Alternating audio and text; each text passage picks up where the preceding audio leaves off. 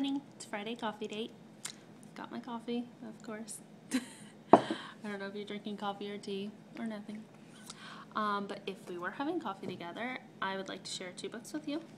The first one is 90 Devotionals for Kids, Adventures in Odyssey. I just felt the need to do devotions, not just read the Bible to them, or even their kids' Bibles, but to really help it, like them understand it. Kids, the older they get, it does not necessarily get easier. You might be a little less sleep deprived, but the questions are hard sometimes. At least for me.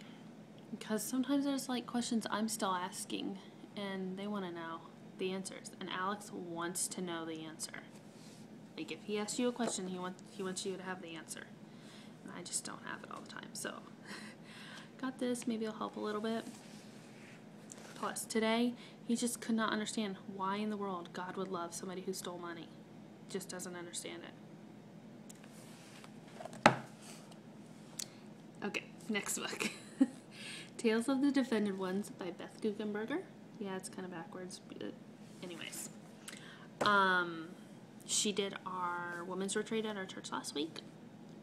If you haven't heard about her, you should look her up. She's a wonderful woman. But it's about orphans, and if you've read my blog at all, my Twitter, Facebook, anything, you know that love for orphans and just protecting them and, you know, adopting and foster care is really on my heart and my husband's heart. So reading these, definitely, I cried pretty much the whole book. I'm almost done. I'm on the last story. But there's a story in there for a girl named Caitlin and from Ohio. And I'm in Ohio. So it kind of touched. And it's just a good story about, you know, that as foster moms, adoptive moms, we really have a big role in helping to protect these children.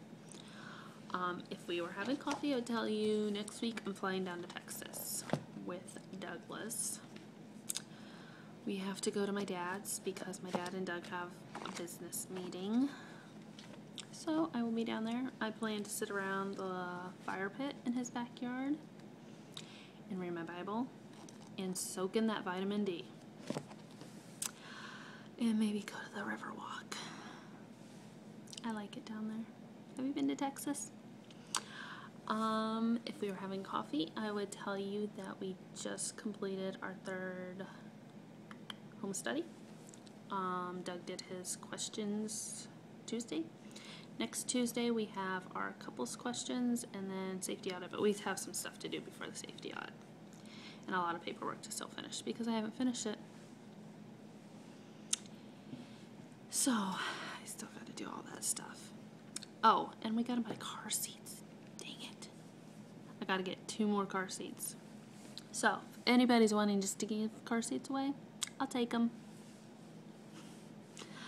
Let's see. If we were having coffee, I would tell you I had a terrible night the other night. If I'm being totally honest, I told God I was done with this good Christian life. I just was in the spot. It's just like, so I'm going to be really real right now, where I've been trying to be that good Christian wife, mother, friend, just, yay. But I'm going to be honest, it's rough. And after I yelled at my husband a lot and yelled at God and me had some words. And it's crazy that through that, I never felt closer to God. Like, I never felt more wrapped in his love that, you know, he's not going to let me go. And he reminded me that I don't have to be good. He is more than good enough. And I'm going to screw up every day. And it's okay. It may not be okay to humans. It may not be okay to my friends, my husband, and my family.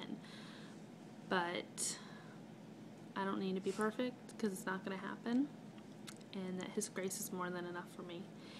And I don't know, I'm just feeling this, like, I felt like I was trying to be real, but I was still putting up a little sheet, just like, okay, I'm going to be kind of real, but not all the way. I'm going to try and be even more real.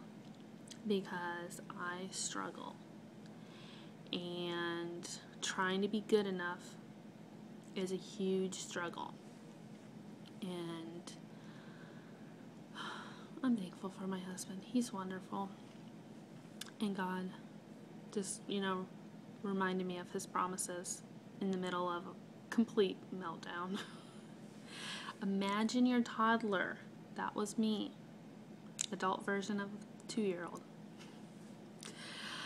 Anyway, if we were having coffee, what would you tell me? You don't have to tell me you were throwing a fit like a toddler, but what would you tell me? Have a good weekend. Oops.